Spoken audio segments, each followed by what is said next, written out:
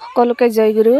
এয়া হ'ল আমাৰ নতুনকৈ বনোৱা সৎসংগ হাউতলিৰ সৎসংগ কেন্দ্ৰৰ মাটি। এইখিনিতে মাটি লোৱা হৈছে, আপোনালোকে চাওক। এইখিনি পৰিষ্কাৰ কৰা হৈছে। ইয়াত 9 জানুৱাৰীৰ পিকনিক খোৱা হ'ব, বনভোজ উৎসৱ ইয়াতে পতা হ'ব 9 জানুৱাৰী।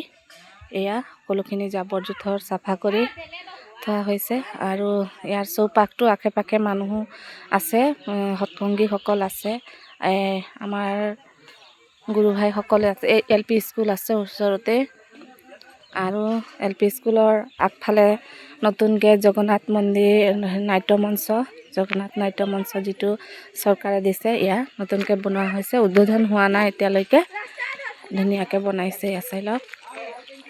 এইখিনিতে আকৌ ফিল্ড এখনো আছে আগফালে। এয়া আমাৰ ফিল্ড, নাট্য মঞ্চ।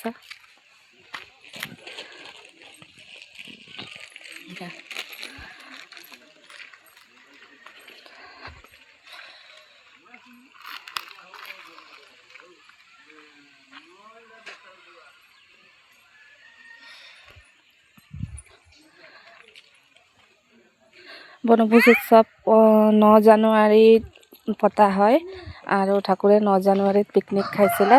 সেইকাৰণে তেতিয়াৰ পৰা ঠাকুৰে খাইছিলে, সেইদিনাখনৰ পৰাই 9 জানুৱাৰীৰ বনভোজ উৎসৱ পতা হয় আৰু গুৰু ভাইসকলে সৎসংগীসকলে সকলোৱে একেলগে একত্ৰিত হৈ তেওঁলোকে আনন্দৰে ঠাকুৰৰ নাম লৈ ঠাকুৰৰ শ্ৰীচৰণত সেৱা জনাই, অৰ্থাৎ তেওঁলোকে আমি সকলোৱে মিলি সৎসংগ আয়োজন কৰি বনভোজ উৎসৱ পালন কৰোঁ।